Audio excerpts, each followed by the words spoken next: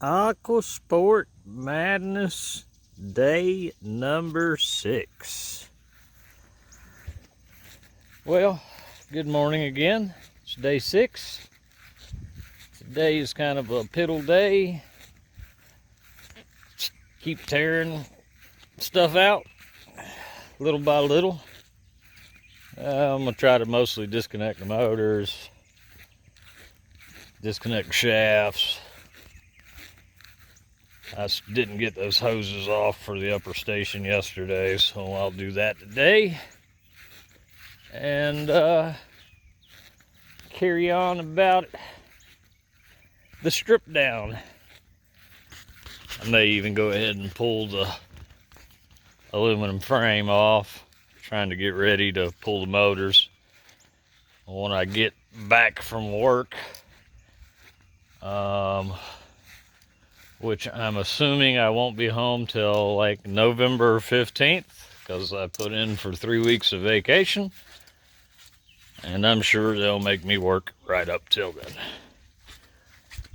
But that's the nature of being a heavy haul truck driver.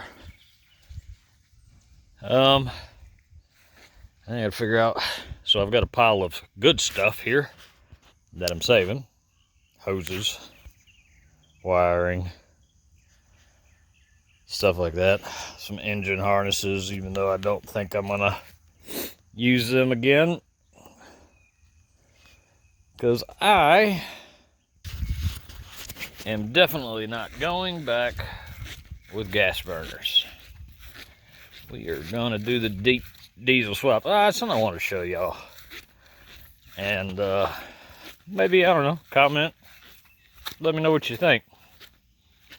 I showed y'all that wet exhaust stuff on the inside of the boat yesterday. This is what it looks like on the outside. And I think I'm going to do away with it.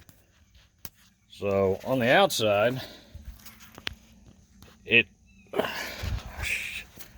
I can't even get, looks like that.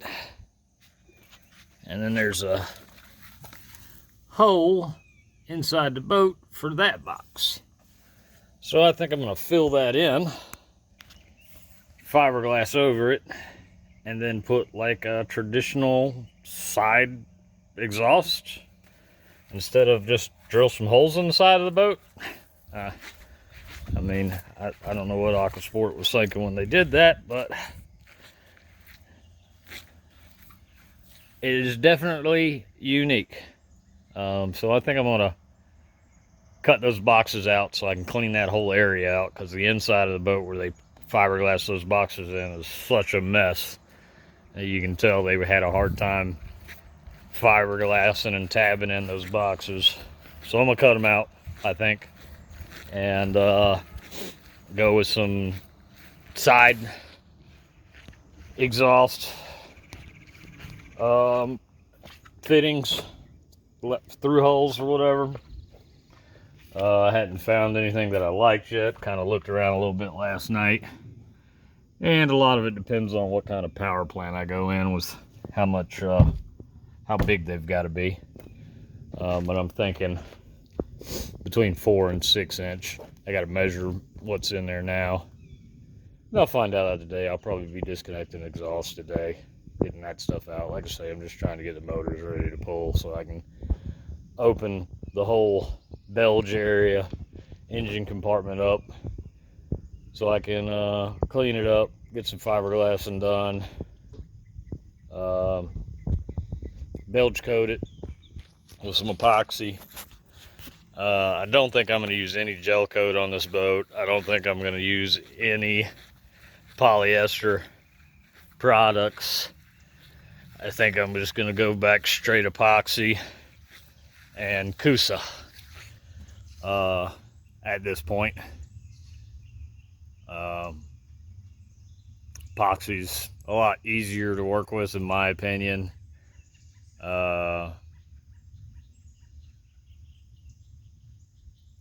a lot of options for paint. And I never really liked the fact that gel coat was porous, and it's supposed to be your final product. So I want to use epoxy on this thing. Bow to stern. See how it holds up. Maybe a mistake.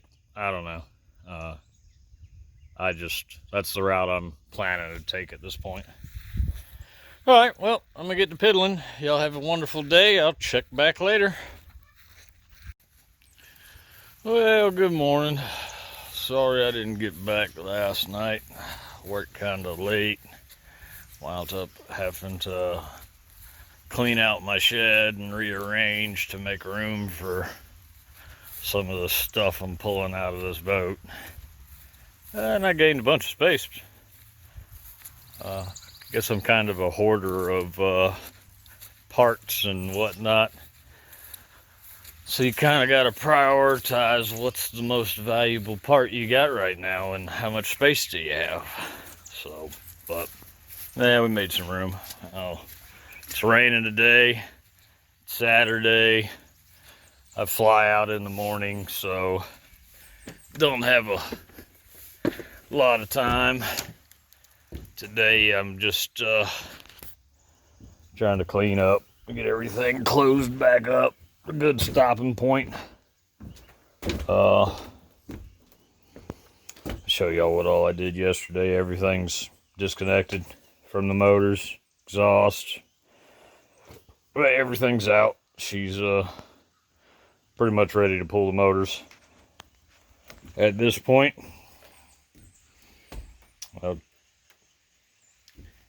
shouldn't be too bad. Looks a lot better. Got rid of all them damn wires and hoses. The same boat, I don't know if somebody was just fucking nuts about through-hull fittings, but there is, I think I counted nine through-hulls in this boat. I don't know why you would need 9 through-hulls. Figure a through-hull for each motor, a through-hull for your, lack of a better word, septic system for your toilet. Because I guess when you flush, I've never owned a boat with an actual toilet in it. I mean, I've owned 85-foot boats and we used a bucket. And I guess you pump it up, and when you flush, it either goes to the holding tank or you turn the valve and it forces its way through a through-hull out the bottom of the boat. So that's 3 through-hulls, and then all I can figure is you would need 1 more for washdown. So what, 4 through-hulls should be all you need? And I'm not kidding. I'll show you. Here.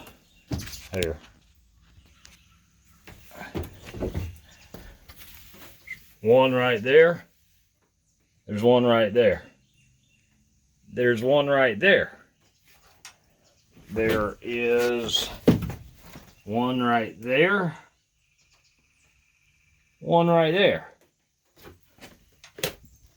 One right there. One right there. And one right there. I think that's it. I don't know. I counted 9 yesterday. It's ridiculous. But as you can see, she's pretty much ready to come out. Everything's pretty cleaned up. I did find one spot of rot. I'll get down here in the belge and show y'all. Got front wall there. The fiberglass is delaminated. And looks like there's plywood there. It's rotten, but shouldn't be too bad to fix. There's a better look at your wet exhaust tank. I'm gonna cut those completely out, I think. And okay, I don't know what happened. Must have dripped some water on the phone because the camera turned off. Let me show y'all down in the cabin. I removed all this crap yesterday. Had a hot water heater down in there. Had a battery charger stashed in that hole there. This is all your 110 stuff. I hadn't cut any of it out because it actually looks pretty decent. Yeah, as you can tell, it's got all this fucking wallpaper shit that I'll be taking off and doing something with. I don't like coatings. I don't like carpet. I don't like any of that. All that shit's coming out, getting cleaned up. I mean, I got a rot spot here too that's got to be addressed, but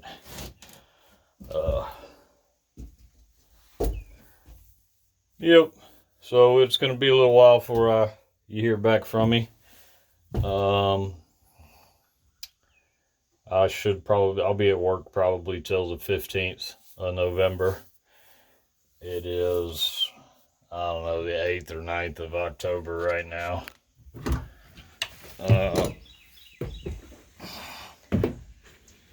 And when I get back, I'll pull the tower off, pull all that off, make some kind of gantry set up for pulling the engines. I'm going to go ahead and pull the back deck, pull the fuel tanks. I'm going to strip her down completely. Once I get everything out, she'll get a good wash down, scrubbing. Then I'll take all the through holes out, decide which ones I'm keeping and which one I'm eliminating, and patch those holes in the boat. I do think there is a crack in the hull around one of the through holes. I'm not gonna know if it's something major or not until I get a sander out, but it looks to me like through hole with the shield, you know, the little screen underneath on the bottom side of the boat. When they put it on the trailer, that through hole was protruding and sat right on the bunks of the trailer.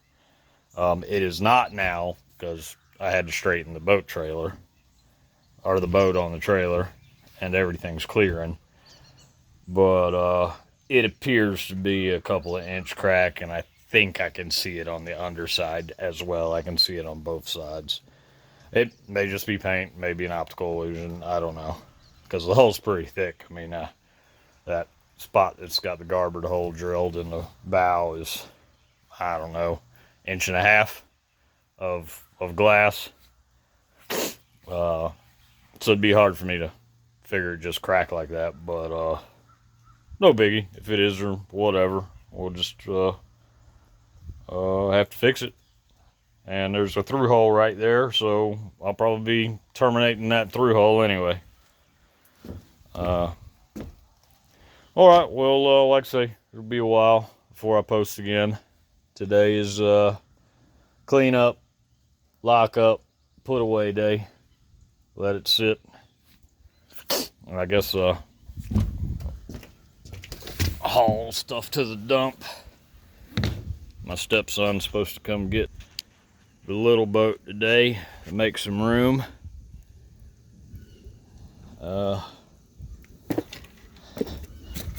Because I don't like having all the boats out. I don't ever use this little boat anyway. It was a bass tracker that somebody left after they'd stripped down because it was rotten. And I fixed it. The plywood needs another coat of paint. That paint I used didn't stick to the wood real well. But it was just throw together. Converted it to a tiller motor. Not a bad little skiff. Gonna be a good little first boat for my stepson. Ain't nothing wrong with it. Runs like a top. I don't ever use it. Especially I got that and that. Hopefully when I get home this time, I'm gonna take a couple day trip on the Parker. Do some fishing. I gotta get the damn leaves out of her today. She got a brand spanking new DF 300 on her. Put it on this spring. I think it's got 25 or 30 hours on it. Took her offshore one time for an overnight trip. This is my baby. She's my pride and joy. I've owned a bunch of boats, sold a bunch of boats. This one I just keep. I don't know. I like this boat. She's the perfect all around, comfortable, taking the family out. This thing's gonna be my creek boat. Got some paperwork problems with it because of a family death. But I'm gonna take the T-top off, sell it, and just run it with like a bimini or something. But it's a perfect little creek boat. Nice little Sea Fox. Yep. And y'all see all the junk I tore out of my shed yesterday to make room. Make room for more junk. I think there's a Suzuki cow in here. I think it's for 140. I guess I'm gonna toss it. I don't know. You go to sell something like that, people want it for free. So I'd rather it just become a trash can than give it to somebody who's trying to get something for nothing. People don't understand they're like $1,500 fucking new. I know, I've got a brand new set for that other 300 in there. And the cowling alone was $1,500. All the plastics together were like $3 grand. Yep. Oh, and just in case you're wondering, money spent so far. I went up to get this boat with intentions of buying it, looking at it, and seeing if it was worth buying. I initially told the guy that I wasn't interested. I looked at it, looked to be a bit much. He wanted $5,000 for it. And that I would have just had too much money in it, time you fixed everything, to justify, buying it. Plus it was in Sneeze Ferry, North Carolina, 5-hour ride from home, a boat that's heavy as hell, not designed to be trailered. So it wound up being, it was a 20-year-old kid. He had bought the boat and got in over his head, couldn't get it out of there. Didn't realize how much work it was going to be to get it going. Didn't realize what all's wrong with it. Because really, there's not an inch of this boat that does not need attention. I mean, it's everything needs work on it. So I wound up getting the boat for free. Now it cost me, I think, $21.40 in trailer parts to get it out of there. I had to buy 3 axles, get them installed. I guess it was $300 worth of tires, so 24. Just say I got $2,500 in it right now, and that's not counting 3 days up there, the gas or any of that. It really didn't cost a whole lot in fuel to go up. It was like $300 a hotel bill. But I mean, whatever. I mean, that I'm not counting. So I'm basically saying I got $2,500 in the boat and trailer. And really, I'm just considering I've got $2,500 in the trailer. At this point, trailer's brand new, pretty much. Brand new axles, brand new tires, brand new hubs, brand new wiring, lights, everything. It's tri-axle trailer. They're not cheap. So I feel like I'm still money ahead when it comes to that. Now, with that being said, I am figuring I will probably have 20,000 or so in this boat time it's all said and done. And that would be me getting out of it cheap. And that depends on what kind of power plants I can find to go in it. I want to do diesel swaps. I don't want to go back with gas burners. They're simpler, less fumes, unless you're going with new EFI stuff. It's going to be more efficient, and that's what I want to do. I'm thinking some 6TB Cummins or some 330 Yamars or something like that. Now with the switching to diesels, I'm gonna have to change shafts, struts, everything. Everything's got to be bigger to handle the torque of those motors. Not a big deal. So once I pull all that stuff out, that'll be one of the last things that I figure out. Like I say, the boat's getting gutted, and I'm going to start in one corner of the stern and start sanding and cleaning and fiberglassing and tabbing and, epoxying. The whole belge is getting repainted, resanded, resmoothed, drain holes rebored, rebedded, the whole nine. It sounds like a lot of work, but it actually will go pretty quick once you get everything out of your way and you're not fighting everything. And just go back the way I want it. It should go well, I think. All right, well, I'm rambling. I have a tendency to do that, so I'm gonna get off of here. Y'all have a good few weeks. I will check back with y'all probably November 16th or so. Might check back with you before if I've got anything interesting going on at work. We're supposed to be loading a 13 axle building, or a 13 axle, loading a building on, actually bringing it over here to close to my house. So I might be home for a day or two while we're unloading that. I think the load's like delivering at the Google facility in Monk's Corner, so that's like 30 miles from my house. So it'd take me about a week to get here pulling that.